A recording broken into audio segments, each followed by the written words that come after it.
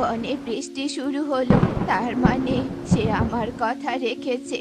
যাক, এবার তাহলে বনের কৃষক পাখিরা বেশ ভালোভাবেই সবজি চাষ করতে পারবে। খাবার রান্না শেষ, যাই ঘরে গিয়ে খেয়ে দিয়ে ঘুমিয়ে নেই। বন্ধুরা, আমরা এতক্ষণ যাকে দেখলাম তার নাম মিনু বৃদ্ধা। মিনু বৃদ্ধা বনের এক কোণে একটা ভাঙাচোরা কুঁড়ে ঘরে একাকী বাস করে।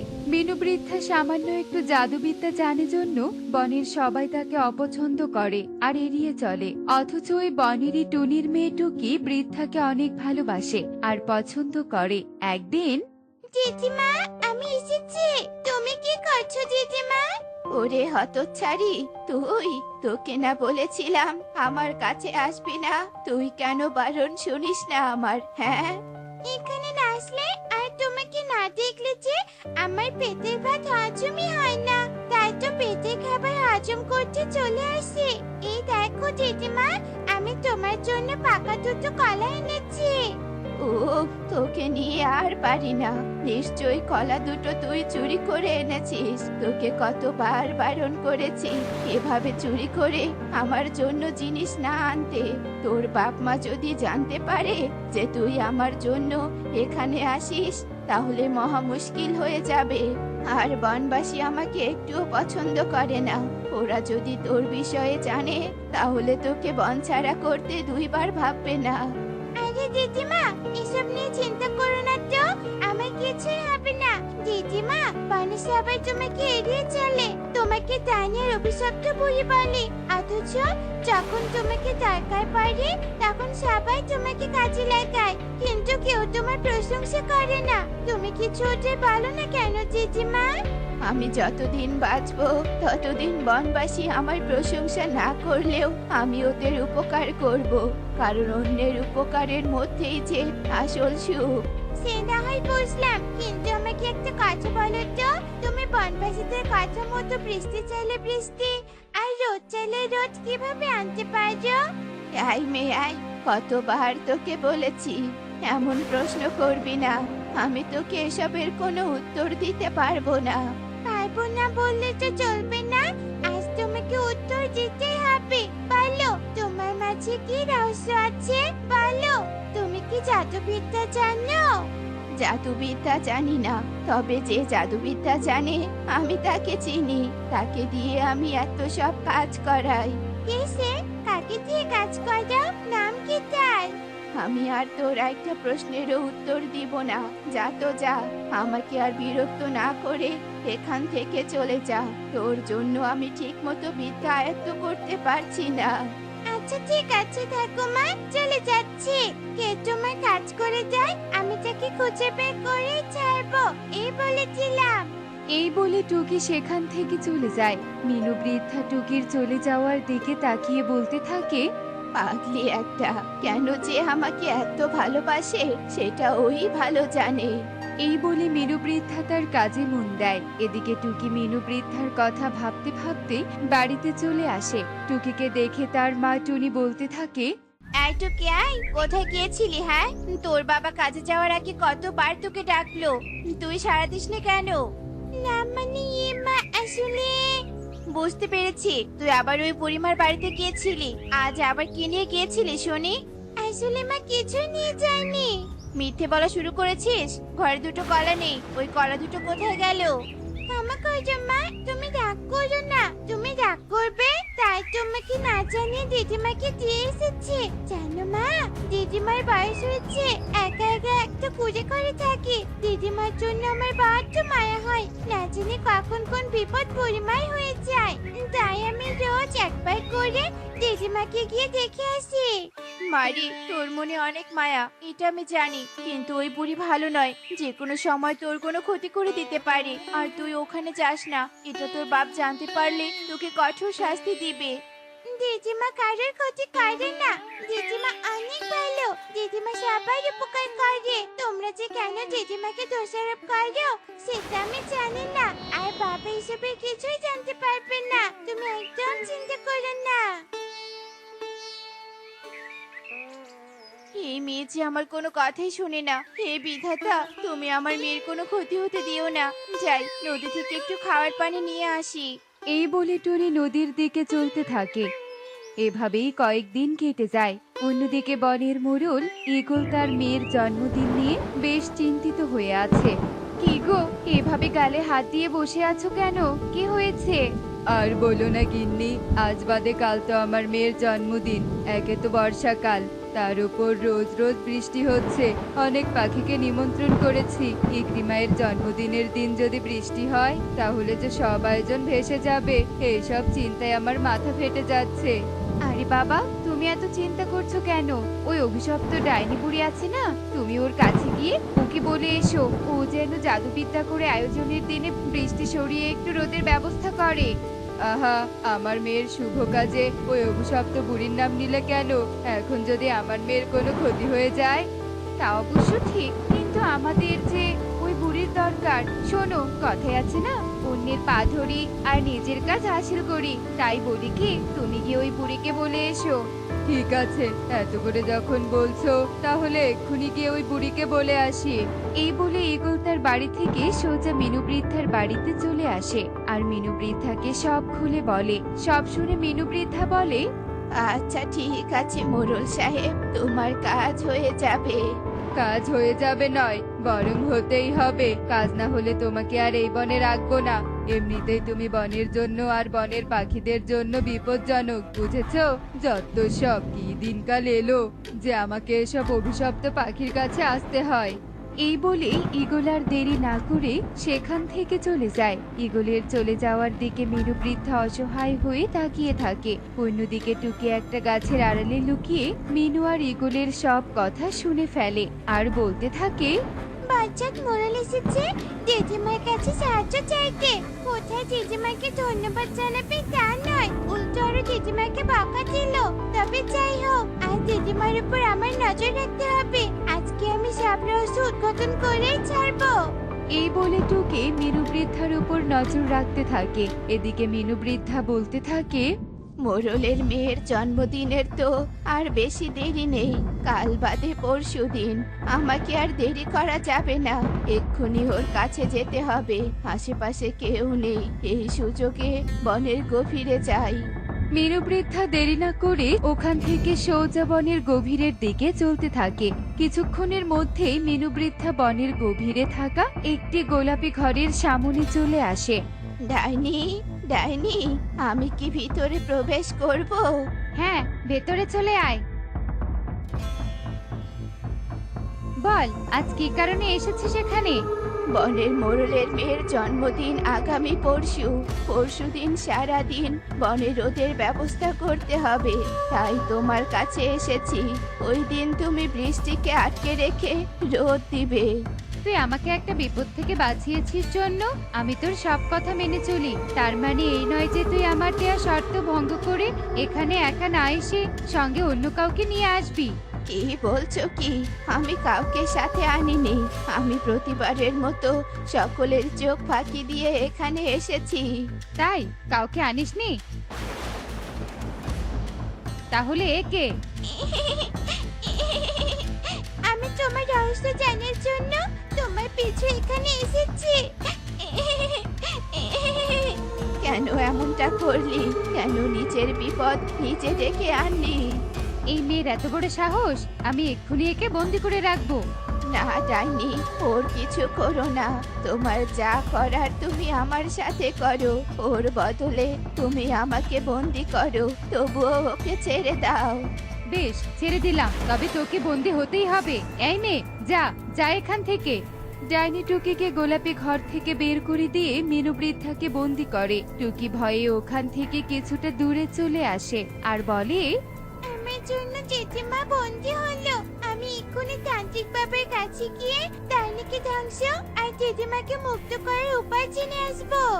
এই বলে টুকি আর দেরি না করে সেখান থেকে সোজা একটা তান্ত্রিক বাবার কাছে চলে আসে আর তান্ত্রিককে সব কথা খুলে বলে। সব শুনে তান্ত্রিক টুকিকে এক বোতল পবিত্র পানি দেয়।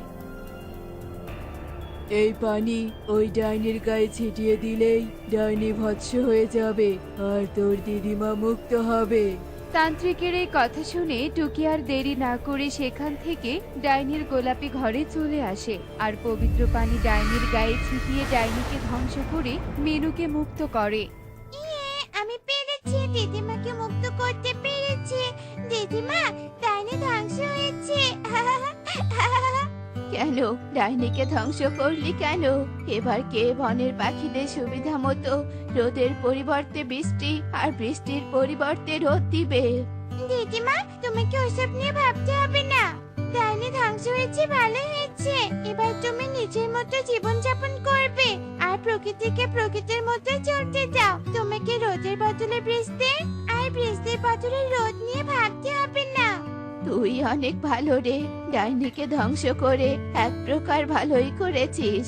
ওই ডাইনি আমার জীবনটা জ্বালিয়ে খেয়েছে, আজ থেকে আমি সত্যি মুক্ত। দিদিমা, এই ঘরে অনেক সোনাদানা আছে, চলো সব সোনাদানা গুলো নিয়ে যাই। এই সোনাদানা গুলো আমরা গরিব পাখিদের মাঝে বিলিয়ে দিব আর তোমাকেও বনবাসীর কাছে ভালো প্রমাণ করব। আচ্ছা ঠিক আছে, চল। মিনু আর টুকি ডাইনির গোলাপি ঘরের সব সোনাদানা নিয়ে বনে চলে আসে আর সেই সোনাদানা বনের গরিবদের বিলিয়ে দেয়। সেই সাথে টুকি মিনুকে পুরো বনবাসীর কাছে ভালো প্রমাণ করে আর সবাই মিলে বেশ সুখেই দিন কাটাতে থাকে। এমনই সব মজার মজার শিক্ষণীয় টুনি পাখির গল্প দেখতে আমাদের পাশেই থেকো। আর গল্পগুলো কেমন হচ্ছে তা কমেন্টে জানাতে ভুলো না কিন্তু। Bye bye. কি টোনা, তুমি আবার ডালি ঝুড়ি নিয়ে কোথায় চলছো?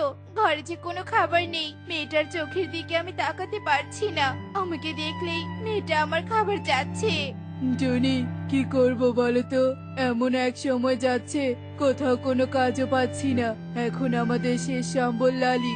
লালিকে 3 বেলা ঠিক মতো খাবার দিলে ও আমাদের দুধ দিবে, আর দুধ দিলেই আমি আমাদের সংসার চালাতে পারবো। ঠিক বলেছো টোনা, যাও তুমি লালির জন্য ঘাস নিয়ে এসো।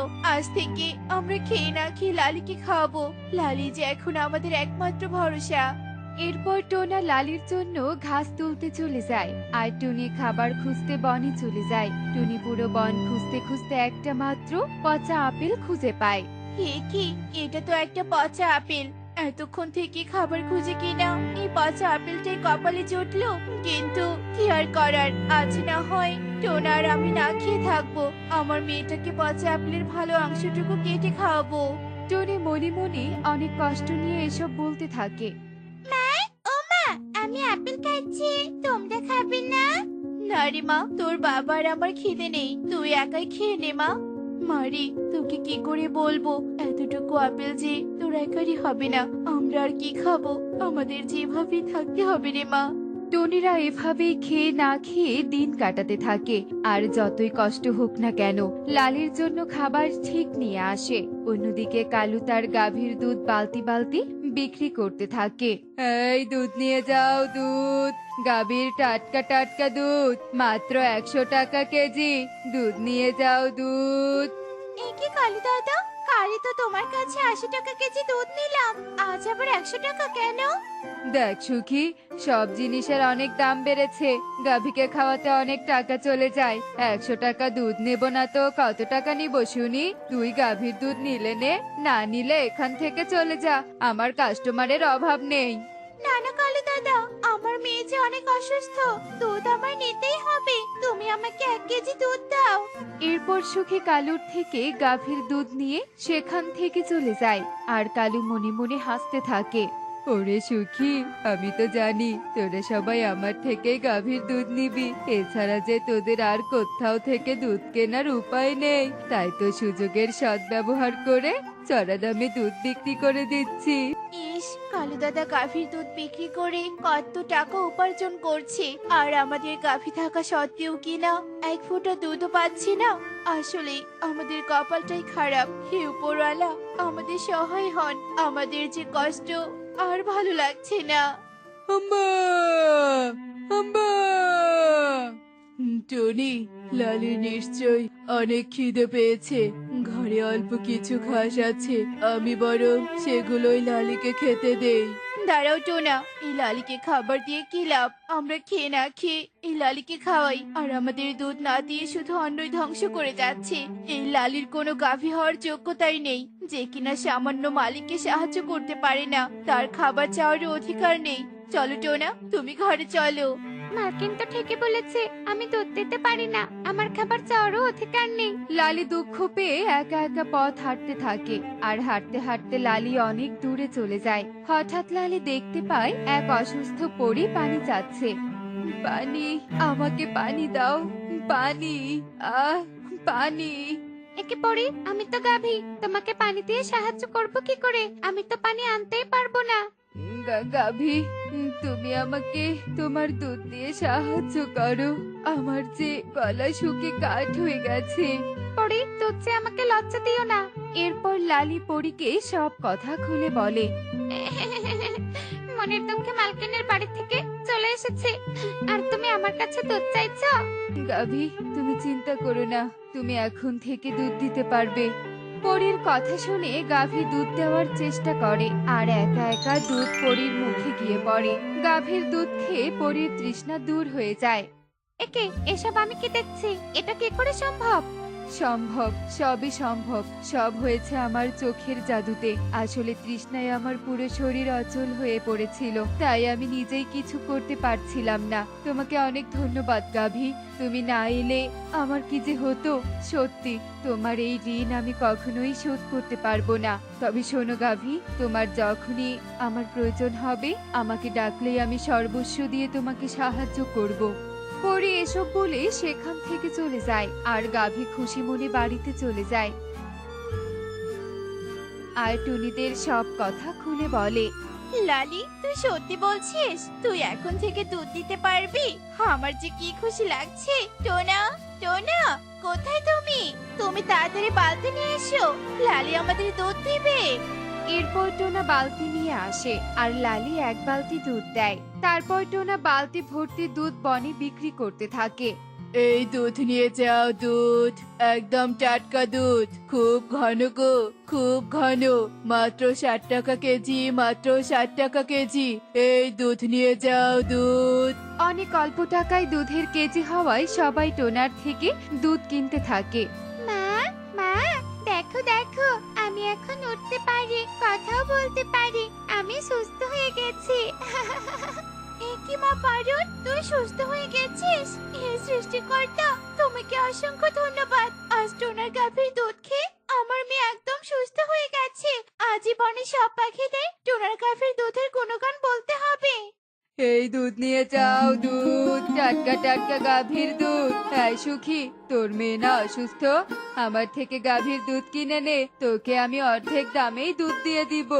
কালু দাদা, তোমার গাভীর দুধ যা পাতলা, মনে হয় পানি মিশিয়েছো। আর তোমার থেকে চড়া দামে গাভীর দুধ কিনতে আমার বয়ে গেছে। টোনার গাভীর দুধ কত গাঢ়, দামে কম, মানেও ভালো। আমরা সবাই তাই টোনার কাছে গাভীর দুধ কিনবো। তুমি আজ থেকে বয়কট। সুখী কালুর মুখের উপর কথা শুনিয়ে সেখান থেকে চলে যায়, আর কালু রাগে গজগজ করতে থাকে। কি, এই সুখীর এত বড় সাহস আমাকে কথা শোনালো? সব হয়েছে ওই টোনাদের কারণে। আজ টোনার কারণে আমার দুধের ব্যবসায় লালবাতি জ্বলেছে। ওদের আমি ছাড়বো না, ছাড়বো না ওদের। মালকিন, আপনি নদীর পাড়ে আমাদের নিয়ে এলেন কেন? কি করব আমরা এখানে? ওরে লালি, জীবনে অনেক কষ্ট করেছি, এখন তোর কারণে সুখের মুখ দেখতে পারছি। জীবনকে তো উপভোগ করতে হবে নাকি? কষ্টের মাঝে বিনোদনেরও প্রয়োজন। আমরা একটু নৌকায় ঘুরে আসছি, তুই এখানে অপেক্ষা কর। তোতা দাদা, আমাদের একটু মাঝ নদীতে ঘুরে নিয়ে এসো না গো। আচ্ছা ঠিক আছে টুনি, তোরা নৌকায় উঠে পড়, তোদের আমি নিয়ে যাচ্ছি। টুনিদের নৌকায় উঠতে দেখে ফেলে কালু, আর তখনই তার মাথায় শয়তানি বুদ্ধি আসে। দেখ তো তা, তোর ধনী হওয়ার একটা সুযোগ আছে। তুই যদি টুনিদের নদীতে ফেলে দিস, তোকে আমি ধনী বানিয়ে দিব। সত্যি বলছো কালু দাদা? তুমি আমাকে ধনী বানিয়ে দিবে? তুমি কোনো চিন্তা করো না, তুমি আমার নৌকা চলো, দুজনে মিলে ওদের নদীতে ফেলে দিব। কালুরা আড়ালে যখন এসে বলছিল, তখন লালি সব শুনে ফেলে। লালি কিছু বলে ওঠার আগেই কালুরা নৌকা নিয়ে নদীর মাঝে যাওয়ার উদ্দেশ্যে রওনা দেয়, আর কিছু দূর যেতেই তোতা আর কালু টোনাদের পানিতে ফেলে দেয়। আমরা পানিতে পড়ে গেলাম কি করে? কালু দাদা, তোতা দাদা, আমাদেরকে বাঁচাও, আমাদেরকে বাঁচাও। ওরে টুনি, তোদের বাঁচানোর জন্য তো তোদের আমরা পানিতে ফেলে দেয়নি, আমার সাথে দুধের ব্যবসার টক্কর দিতে এসেছিলি তাই না?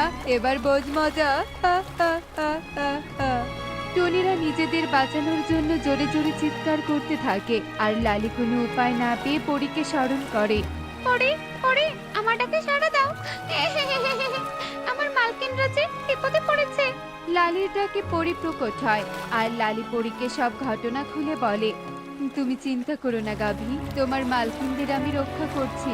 এরপর পরি জাদুর দণ্ড দিয়ে জাদু করে পানিতে কাগজের ঘর বানিয়ে দেয়। টুনি পাখি, তোমরা তাড়াতাড়ি পানির ওপরের কাগজের ঘরে চলে আসো, তোমাদের কিচ্ছু হবে না।